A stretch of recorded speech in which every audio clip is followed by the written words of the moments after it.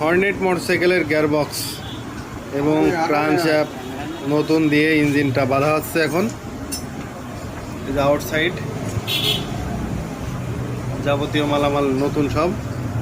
হর্নেটের engine, এটা Honda Hornet. এখানে যেহেতু গ্যাসকেট থাকে না, আমরা এখানে একটু সিলিকন আঠা ব্যবহার করব। ব্যবহার করে এটাকে সেট করে দিব। এখনই আঠা দেওয়া হচ্ছে।